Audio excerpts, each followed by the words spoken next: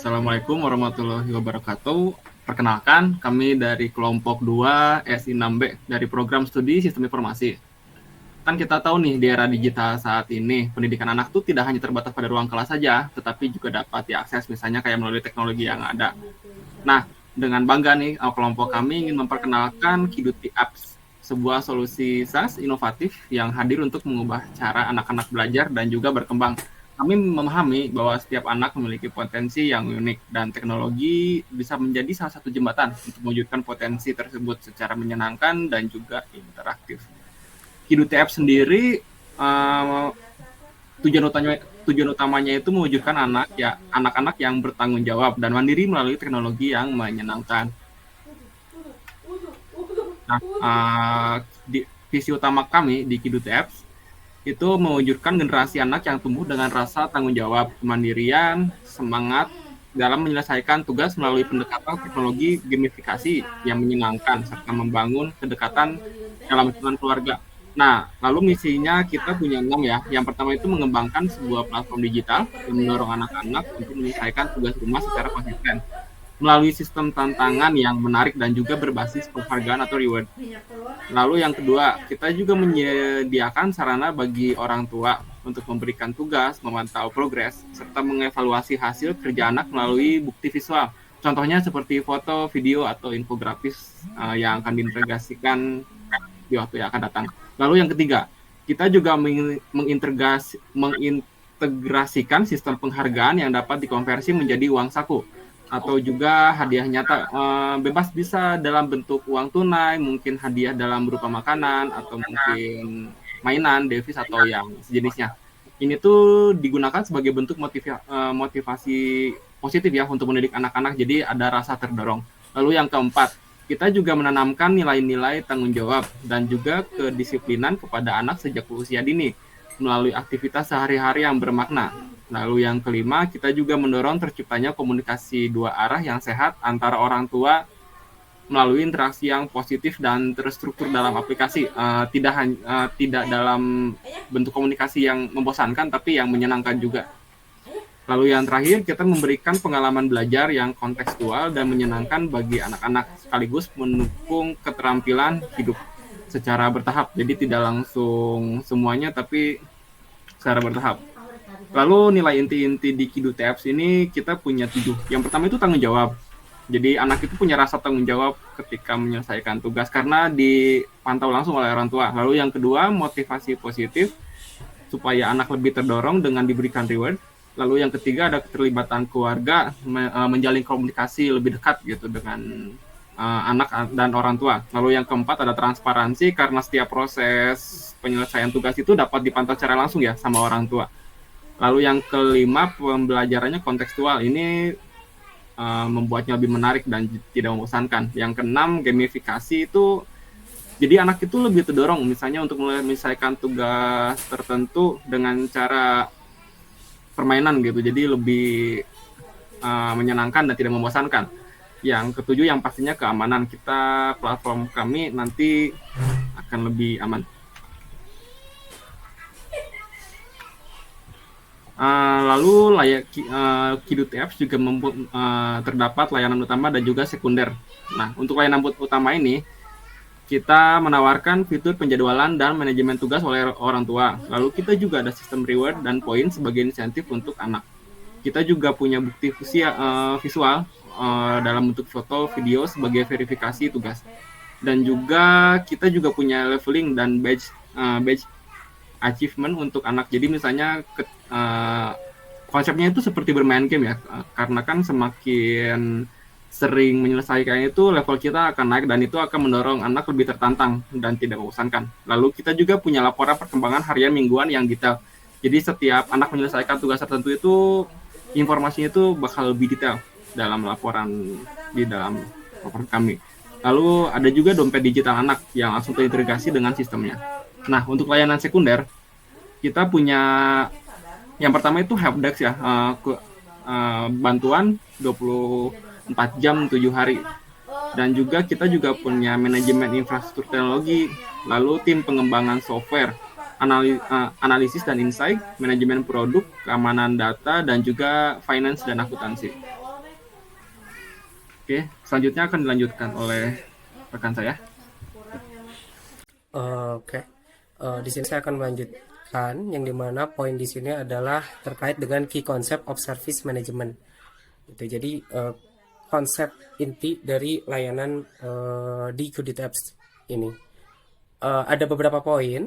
Di sini saya bagi menjadi 7 poin. Yang pertama ada user centered design, yang dimana user centered design ini aplikasi tersebut dirancang berdasarkan pain point nyata dari orang tua dan anak, karena mungkin ada beberapa anak yang emang uh, tidak mendapatkan atau orang tuanya sibuk gitu, mendapatkan orang tua yang sibuk bekerja ataupun mungkin jauh gitu dari orang tua, namun orang tua di sini dapat bisa memberikan tugas atau tanggung jawab kepada anak gitu, sehingga anak mempunyai rasa tanggung jawab tersendiri seperti itu. Lalu poin yang kedua ada gamifikasi efektif, yang dimana di aplikasi tersebut terdapat sistem poin, badge, dan level yang menyenangkan untuk memberikan motivasi juga terhadap anaknya, mendorong agar anak tersebut dapat mempunyai rasa tanggung jawab itu sendiri seperti itu.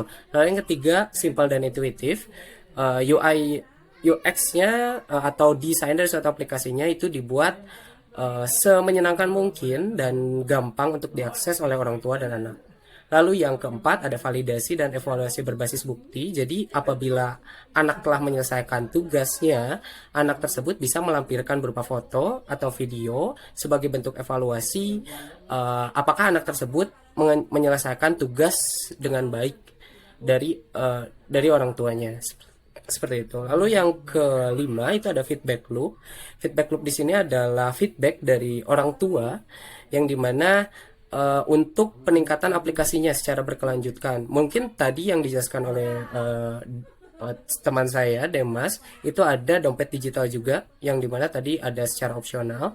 Nah, itu mungkin bisa dikembangkan sebagai lebih lanjut untuk menanamkan juga finansial literasi terhadap anak seperti itu.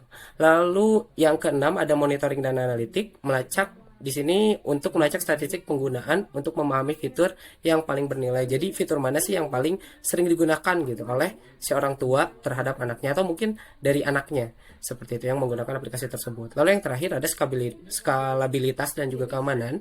Di sini infrastrukturnya atau regulasi datanya dipastikan aman antara data orang tua dan juga anaknya seperti itu, dan juga bisa menangani lonjakan pengguna apabila pengguna tersebut mungkin usernya sudah banyak sekali gitu yang menggunakan aplikasi tersebut seperti itu.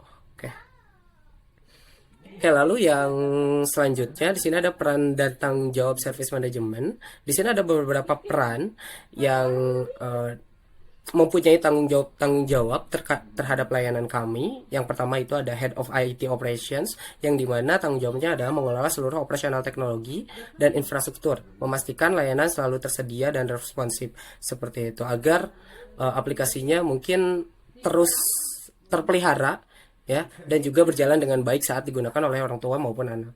Lalu yang kedua ada service desk lead atau customer support lead seperti yang tadi dijelaskan. Mungkin ada help desk-nya, yang dimana di sini tanggung jawab secara internalnya memimpin tim help desk, membuat SOP-nya, SOP penanganannya seperti apa apabila ada kendala-kendala, membuat SOP penanganan kendala teknis dari penggunanya seperti itu. Yang ketiga ada product manager. Di sini product manager tanggung jawabnya menentukan arah pengembangan produk, merancang roadmap fitur, menghubungkan kebutuhan user dengan tim teknis, yang dimana product manager di sini memimpin ya suatu pengembangan aplikasinya. Itu akan dibuat seperti apa, semenyenangkan apa, dan sebaik apa seperti itu saat digunakan oleh pengguna. Lalu yang keempat itu ada security analyst. Di sini tanggung jawabnya memastikan sistem aman dari serangan dan memenuhi standar privasi anak, memantau celah keamanan dan audit rutinnya seperti tadi. Keamanannya berupa regulasi datanya dari privasi data dari orang tuanya dan juga anaknya seperti itu, serta memantau celah keamanannya juga. Yang terakhir ada DevOps Engineer, yang dimana di sini tanggung jawabnya menjamin CI/CD berjalan dengan baik, otomatisasi deployment, pemantauan uptime server, dan efisiensi infrastruktur. Nah, DevOps Engineer di sini memastikan agar tidak ada terjadi lonjakan yang membludak seperti itu. Jadi dibuat infrastrukturnya seefisien mungkin dari si aplikasi tersebut. Oke, lanjut. Oke, lalu di sini ada service relationship yang dimana di sini keterhubungan antar service yang ada di aplikasi tersebut. Pertama itu dari data.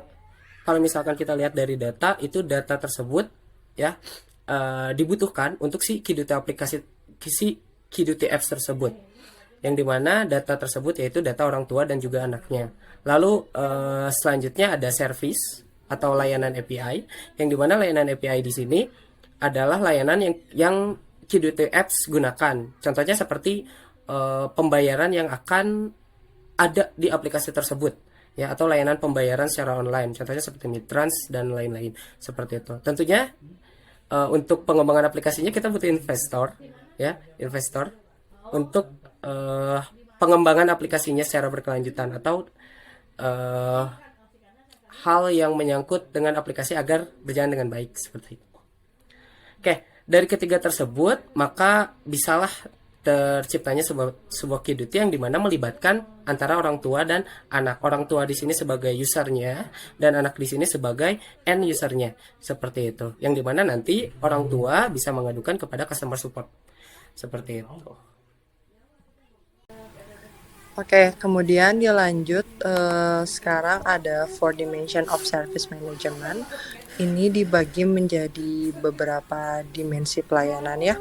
Yang pertama ada organization and people, yakni fokus pada struktur organisasi, peran individu dan budaya kolaboratif yang mendukung penyampaian layanan. Lalu pengimplementasiannya yakni penggunaan metode Agile dalam tim kecil lintas fungsi seperti pelatihan internal terkait pengembangan produk ramah anak dan privasi digital. Kemudian ada information and technology, yakni mencakup teknologi, perangkat lunak, dan sistem informasi yang digunakan dalam operasional dan pengembangan layanan.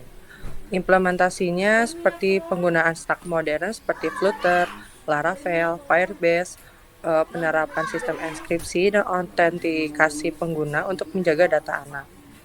Lalu ada partners and suppliers, yakni pengelolaan hubungan strategis dengan pihak eksternal yang mendukung infrastruktur operasional dan pertumbuhan layanan.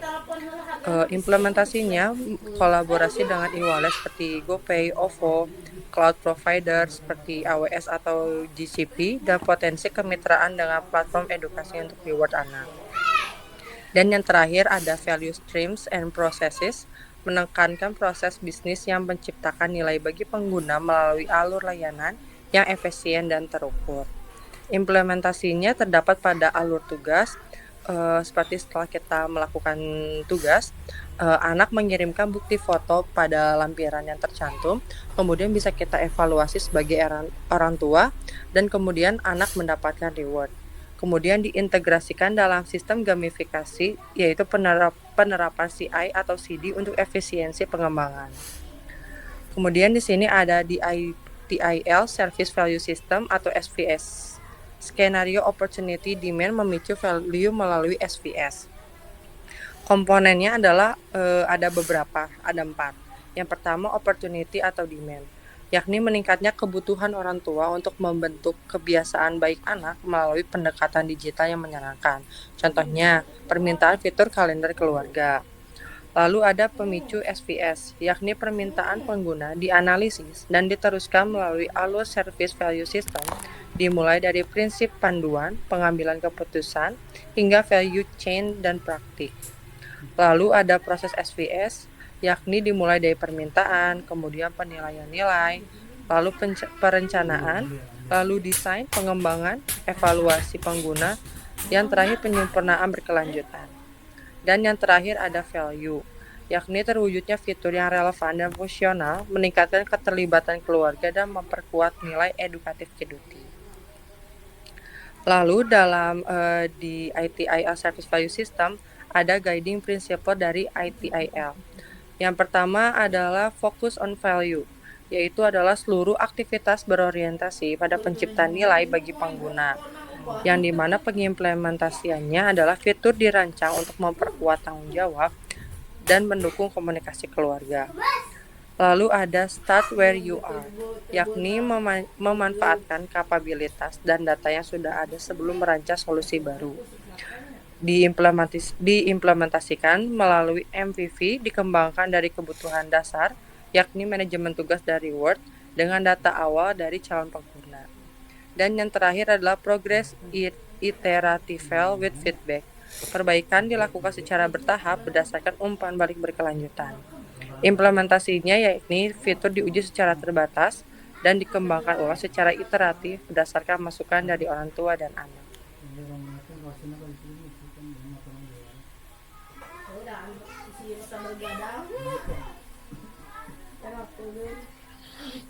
Untuk yang selanjutnya, pada bagian ini, Kiduti menerapkan dua praktik manajemen umum dari ITIL, yaitu yang pertama dari segi manajemen, strategi manajemen, dan juga dari risk manajemen. Strategi ini dikembangkan untuk memastikan seluruh layanan Kiduti ini berjalan dengan tujuan jangka panjang. Contohnya Kiduti ini menerapkan arah strategis organisasi untuk memastikan layanan itu selaras dengan tujuan jangka panjang dari Kiduti itu sendiri. Dan ini digunakan secara implementasinya digunakan untuk menyusun visi misi dan juga pengembangan roadmap dari Kiduti berbasis dari kebutuhan keluarga modern dan juga tren dari EdTech. Selanjutnya dari segi risk manajemennya itu kami secara aktif mengidentifikasi, mengevaluasi dan juga mengendalikan resiko yang dapat memengaruhi dari layanan tersebut. Seperti misalkan resiko privacy dan juga keamanan data anak. Lalu selanjutnya ada juga mungkin potensi penyalahgunaan dari sistem reward-nya dan juga ketergantungan pada vendor eksternal seperti payment gateway atau cloud provider.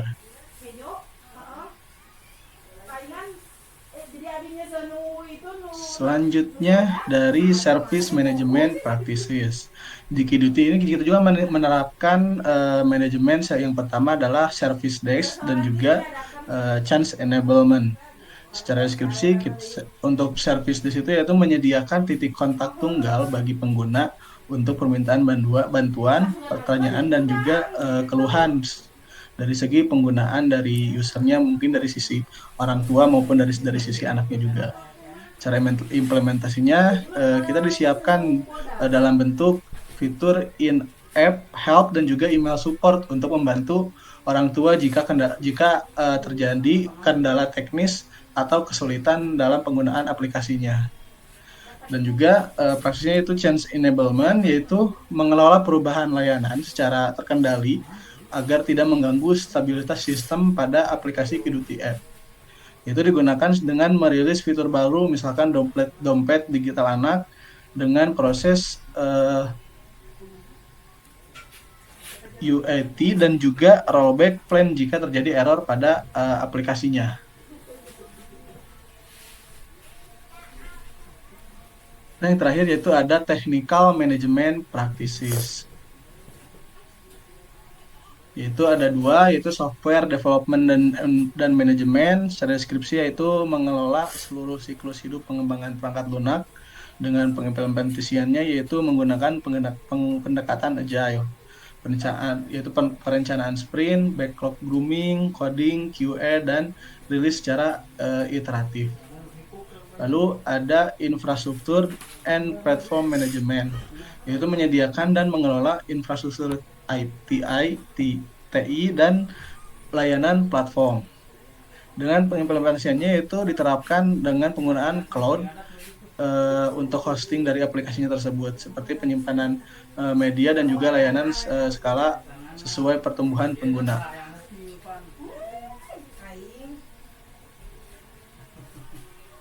Itu mungkin yang kita bisa untuk Kiduti App ini. Mohon maaf apabila ada kekurangan. Terima kasih.